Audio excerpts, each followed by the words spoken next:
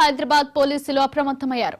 నగరంలో ఉంటున్న పాకిస్తానీ జాతీయుల వివరాలపై ఆరా తీస్తున్నారు. హైదరాబాద్ లో 208 మంది పాకిస్తానీలు నివసిస్తున్నట్లు తెలుస్తోంది. వీరిలో 156 మంది దీర్ఘకాలిక వీసాలపై ఉండగా 13 మంది స్వల్పకాలిక వీసాలపై ఉన్నారు. మిగిలిన 39 మంది వైద్య, వ్యాపార వీసాలపై నగరానికి వచ్చినట్టు తెలుస్తోంది.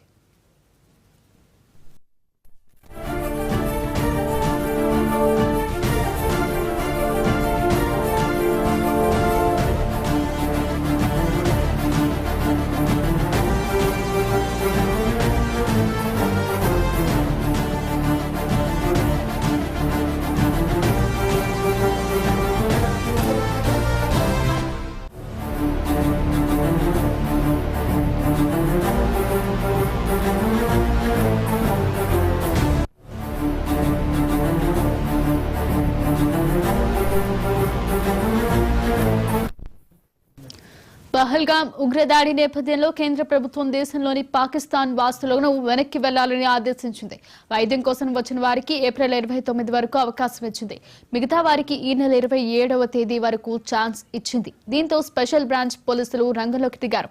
హైదరాబాద్ కు వచ్చిన పాకిస్తానీలు ఇన్నాళ్లు ఎక్కడ ఉన్నారు, ఎవరితో ఉన్నారు, ఇక్కడ వారి నివాసం ఎక్కడ ఉంటున్నారు మొదలైన వివరాలు సేకరిస్తున్నారు.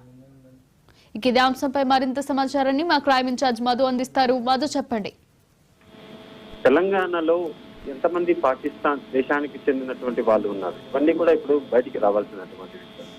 ఎందుకు అనుకుంటే ఎప్పుడైతే కాశ్మీర్ లో జరిగినటువంటి ఉగ్ర దాడి ఉందో ఆ ఉగ్ర దాడి తర్వాత భారతదేశం చాలా కీలకమైనటువంటి నిర్ణయాలే ఒక్కొక్కటిగా తీసుకుంటుంది. ఇందులో భాగంగానే ఫస్ట్ అసలు ఎక్కడెక్కడ ఉన్నారు, భారతదేశంలో పాకిస్తాన్ కు చెందినటువంటి వాళ్ళు ఎక్కడెక్కడ ఉన్నారు అనే దానిపైన దృష్టి పెట్టడం జరిగింది. ఇందులో భాగంగానే తెలుగు రాష్ట్రాల పైన చూసుకుంటే ఎక్కువగా హైదరాబాద్ లో పాకిస్తాన్ కు చెందినటువంటి వాళ్ళు నివాసం ఉంటున్నట్టుగా, అందులోనూ చాలా లాంగ్ టర్మ్ వీసా ఏదైతే ఉంటుందో లాంగ్ టర్మ్ వీసా తీసుకొని ఇక్కడ ఉంటున్నట్టుగా అయితే గుర్తించారు.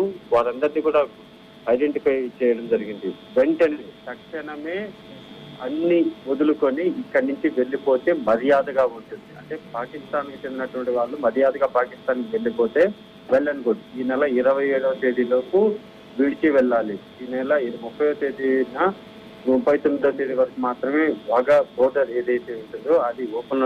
తర్వాత వీసాలు కానీ ఏమీ కానీ పని చేయవు అని స్పష్టంగా కూడా ఆదేశాలు అయితే జారీ అయ్యాయి. 29 ఈ నెల 29 వరకు మాత్రమే గడువు డెడ్ లైన్ విధిస్తూ కూడా కేంద్రం ఆదేశాలు జారీ చేసింది. ఇప్పటికే ఏమంటారు, మన భారతదేశంలోకి ఏ మాత్రం కూడా అనుమతులు లేకుండా కొంతమంది అనుమతులు తీసుకొని అనుమతులు లేకుండా చొరబడుతున్నటువంటి ఉగ్రవాదులు ఎవరైతే ఉన్నాడో, ఎవడు ఉగ్రవాదు ఎవడు కామన్ మ్యాన్ అర్థం కానటువంటి పరిస్థితులు. ఈ నేపథ్యంలోనే పాకిస్తాన్ నుంచి బంగ్లాదేశ్ నుంచి అక్రమంగా వస్తున్నటువంటి వారందరిపైన కూడా ప్రస్తుతం దృష్టి పెట్టడం జరిగింది. ఇక్కడికి పైకి వచ్చేటప్పుడు మాత్రము చాలా మంచితనంతో ఏదో పలానా హెల్త్ మెడికల్ పని మీద లేకపోతే ఇంకా చదువు పని మీద లేకపోతే మా బంధువులు ఉన్నారంటూ కూడా వస్తున్నటువంటి అనేక మంది, వాళ్ళలో ఉగ్రవాదులు ఎంతమంది, వాళ్ళలో కామన్ మ్యాన్స్ ఎంతమంది, నిజంగానే హాస్పిటాలిటీ కోసం వచ్చేటటువంటి వాళ్ళు, ఇలా అనేక అనుమానాలు అయితే లేకపోతే ఇక పైన ఏ పనైనా ఏదైనా సరే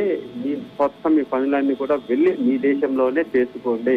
ఇక్కడ మా దేశం సంబంధించినటువంటి సేవలు కానీ ఏమి కానీ తీసుకోవడానికి అసలు 1% కూడా మేము అనుమతించేది లేనే లేదు అంటూ కూడా చాలా కఠిన నిర్ణయాన్ని ప్రస్తుతం భారతదేశ గవర్నమెంట్ తీసుకుంది. అందులో భాగంగానే ఈ నెల 29వ తేదీ డెడ్ లైన్ విధిస్తూ కూడా గెట్ అవుట్ ఫ్రమ్ ఇండియా, ఏ ఒక్కడు కూడా భారతదేశంలో ఉండడానికి వీల్లేదు పాకిస్తాన్ ఇలాంటి కూడా ఈ ఆదేశాలు అయితే జారీ చేశారు. ఇందులో ఒకటి ఎందుకంటే భారతదేశం మీద ఎప్పుడైతే కాశ్మీర్ లో జరిగినటువంటి దాడి ఉందో ఆ దాడిలో చనిపోయినటువంటి భారతీయులు ఆ తర్వాత జరుగుతున్నటువంటి పరిణామాలు ఏ క్షణంలోనైనా సరే పాకిస్తాన్ కి సరైన బుద్ధి చెప్పేలాగా, పాకిస్తాన్ కి చెప్పుతో కొట్టే విధంగా కూడా సమాధానం చెప్పేలాగా ప్రస్తుతం భారత్ చాలా సన్నద్ధంగా ఉందని చెప్పవచ్చు. ఇందులో భాగంగానే ప్రస్తుతం అన్ని విభాగాలను కూడా అలర్ట్ చేశారు. అలర్ట్ చేసి ఏ క్షణంలోనైనా సరే జరిగినటువంటి దాడికి ప్రాణాలు కోల్పోయినటువంటి బాధితులకు భారతదేశ ప్రజలందరికీ కూడా భారతదేశం నుంచి దాడికి వస్తే ఏ విధంగా ఉంటుందో అనేలాగా సమాధానం అయితే భారత ప్రభుత్వం చెప్పబోతుంది. అందులో భాగంగానే ఇక్కడ ఉన్నటువంటి భారతదేశంలో ఉన్నటువంటి పాకిస్తాన్ అందరూ కూడా గెట్ అవుట్ ఫ్రమ్ ఇండియా అనేలాగా డెడ్ లైన్ విధిస్తూ కూడా ఆదేశాలు జారీ చేశారు. Thank you Madhu.